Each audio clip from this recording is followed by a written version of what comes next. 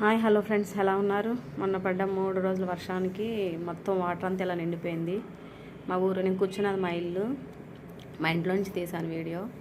మొత్తం వాటర్ అన్నమాట. 3 డేస్ వర్షానికి మొత్తం నిండిపోయింది వర్షం వాటర్. మాకు కనబడుతుంది మా ఊరు చెరువు, పల్లెటూరు.